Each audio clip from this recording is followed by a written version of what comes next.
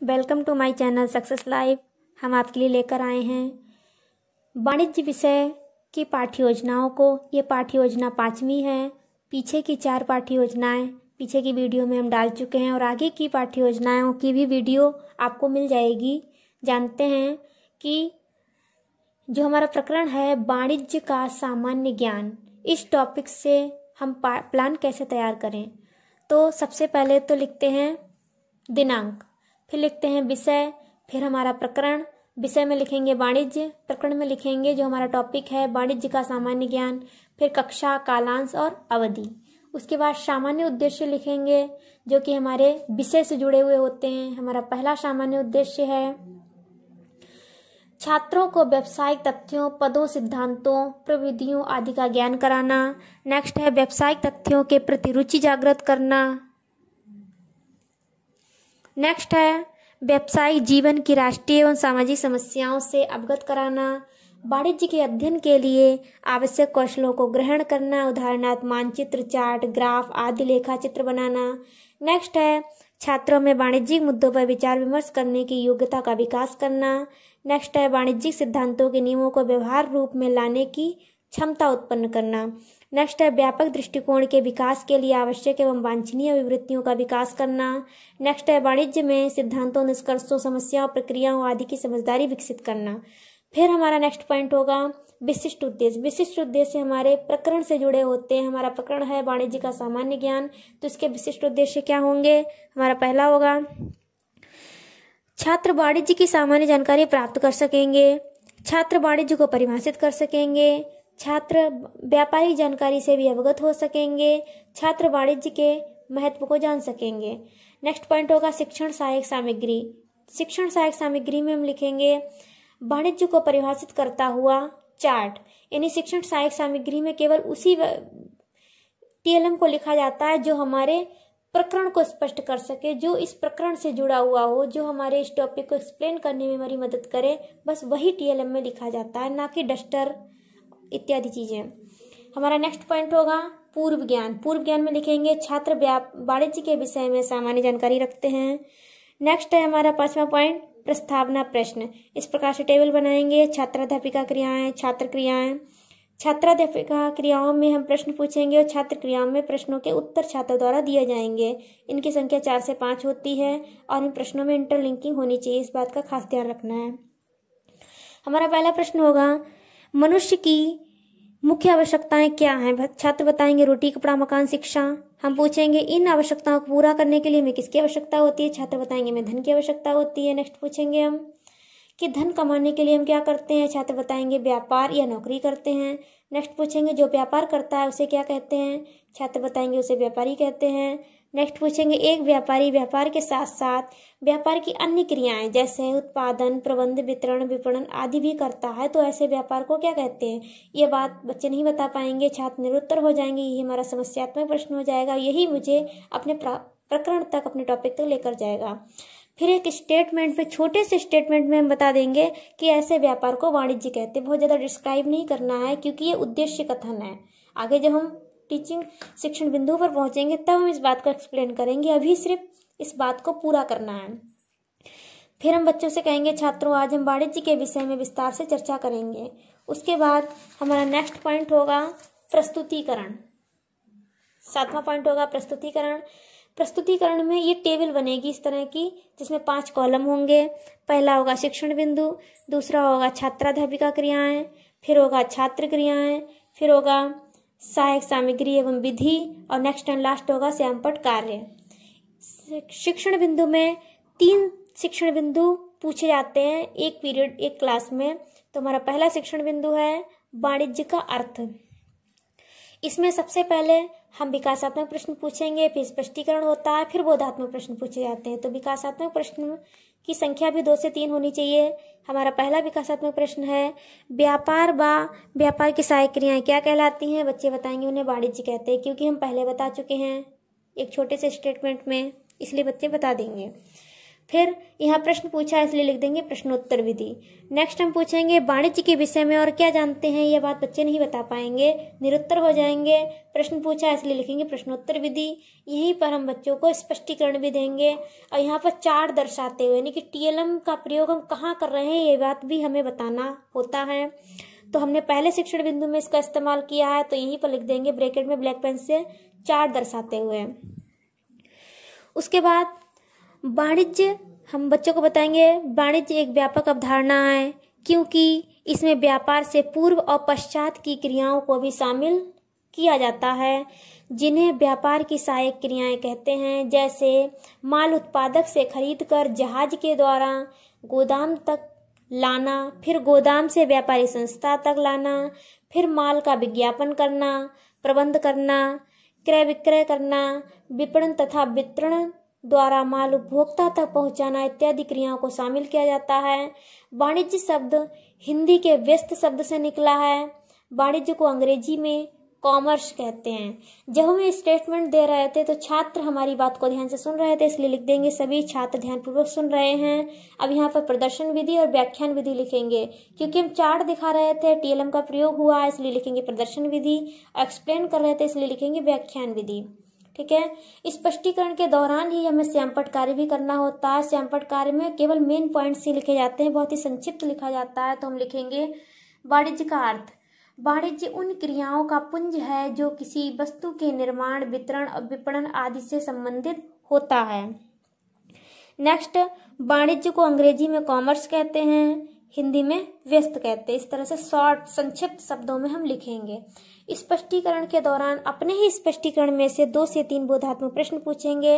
हमारा पहला प्रश्न है वाणिज्य को अंग्रेजी में क्या कहते हैं, छात्र बताएंगे कॉमर्स। प्रश्न पूछा है इसलिए सामने लिख देंगे प्रश्नोत्तर विधि।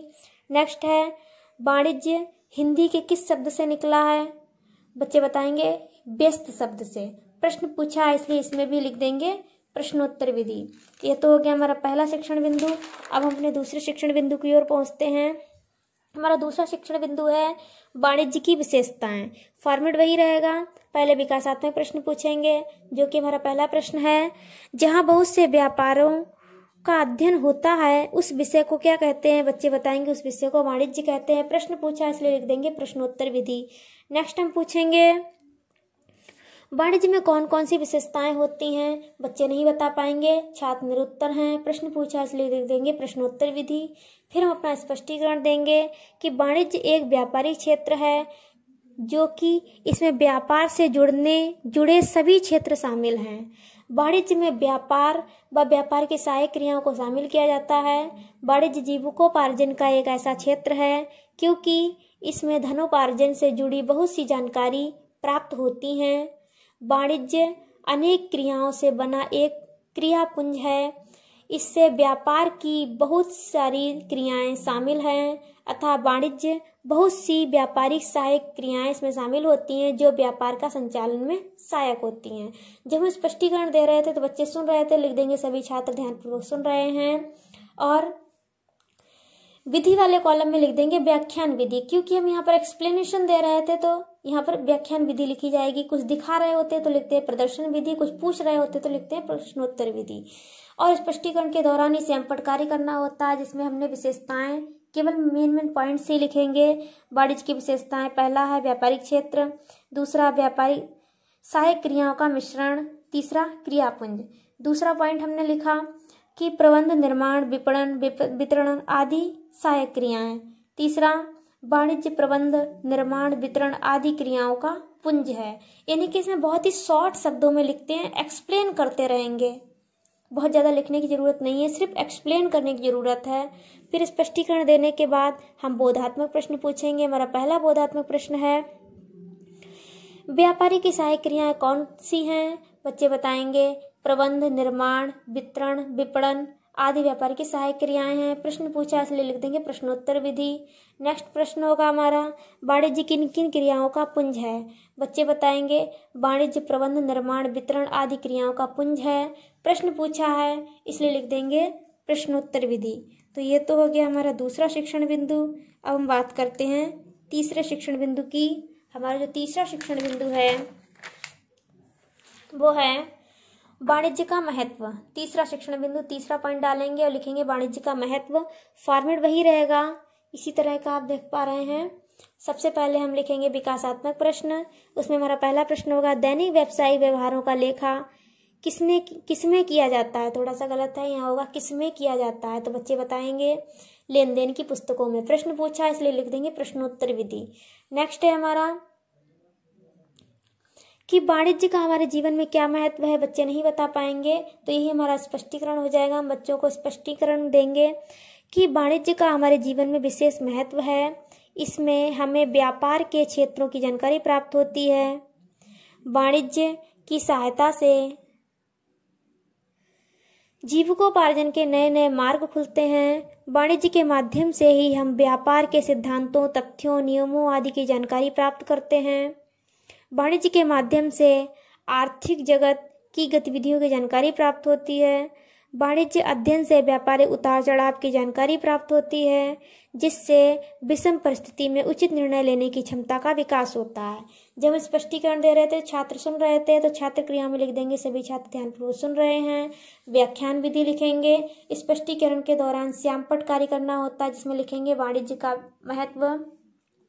पहला लिखेंगे व्यापारी क्षेत्र की जानकारी, दूसरा वाणिज्य से जीविकोपार्जन के नए नए मार्ग खुलते हैं, फिर आर्थिक गतिविधियों का ज्ञान, फिर निर्णय लेने की क्षमता।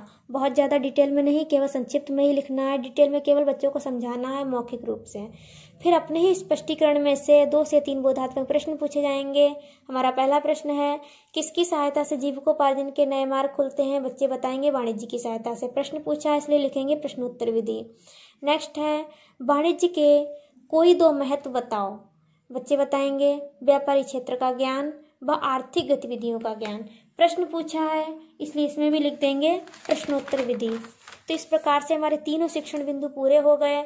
हमारा नेक्स्ट पॉइंट होगा श्यामपट्ट सार एवं निरीक्षण कार्य। इसमें लिखेंगे छात्राध्यापिका छात्रों को श्यामपट्ट सार को अपनी अपनी उत्तर पुस्तिकाओं में उतारने का निर्देश देकर स्वयं कक्षा में घूम घूम कर निरीक्षण करेगी। नेक्स्ट होगा पुनरावृत्ति प्रश्न। इसी को मूल्यांकन प्रश्न भी कहते हैं, जो कि हमारे पूरे टॉपिक से जुड़े हुए होते हैं, उनका निचोड़ होता है। इनकी संख्या 3 से 4, 5 भी हो सकती है। हमारा पहला क्वेश्चन है वाणिज्य को अंग्रेजी में क्या कहते हैं, वाणिज्य को परिभाषित करो, वाणिज्य कैसी अवधारणा है, वाणिज्य के 2 विशेषताएं बताओ, वाणिज्य के 2 महत्व बताओ। या आपने पढ़ाया है, बच्चों ने समझा है, तो बच्चे इन सारे प्रश्नों के उत्तर दे देंगे। नेक्स्ट एंड लास्ट होगा हमारा गृह कार्य। बच्चों को होमवर्क दिया जाएगा पूरा प्लान पढ़ाने के पश्चात। तो गृह कार्य में प्रश्नोत्तर नहीं दिए जाते हैं, क्योंकि पूरे प्लान में हमने बच्चों से क्वेश्चन ही पूछे और बच्चों ने आंसर दिया है, तो बच्चे बोर ना हो इसलिए कुछ अलग हटके उन्हें होमवर्क दिया जाता है। आप चाहे रिक्त स्थान दे सकते हैं, सही गलत दे सकते हैं, कोई भी दे सकते हैं, लेकिन प्रश्न उत्तर नहीं देंगे। तो हमने दिया है रिक्त स्थानों की पूर्ति करो। रिक्त स्थान दिए हैं 4 से 5, इसमें पॉइंट्स लिखे जाते हैं। पहला लिखा है व्यापार एवं उनकी सहायक क्रियाएं, स्पेस छोड़ देंगे, कहलाती हैं। जो भी बच्चों ने पढ़ा होगा, समझा होगा, तो बच्चे यहाँ पे फिल कर देंगे। नेक्स्ट है वाणिज्य को अंग्रेजी में स्पेस कहते हैं। कॉमर्स एक अवधारणा है, वाणिज्य क्रियाओं का पुंज है, पुंज बच्चे खुद ही भरेंगे। वाणिज्य हिंदी के शब्द से बना है। जो भी फिल करना होगा बच्चों ने अगर ध्यान से आपकी बात को सुना होगा, समझा होगा, तो फिल कर लेंगे। आप देख रहे हैं इसमें अलाउ भी लिखा हुआ है। इसका अर्थ यह है कि ये प्लान पूरी तरह से चेक है, इसमें कोई भी गलतियां नहीं हैं। आप इस प्लान को यूं ही ऐसे उतार सकते हैं, हिंट भी ले सकते हैं। मैंने इस प्लान को केवल अलाउ ही नहीं कराया है, बल्कि प्रेजेंट भी किया है। नीचे सर ने साइन के साथ साथ कमेंट्स भी लिखी हैं, आप देख पा रहे हैं। अगर आपको ये प्लान अच्छा लगा हो, समझ में आया हो, लाइक कीजिएगा, सब्सक्राइब करना मत भूलिएगा। धन्यवाद।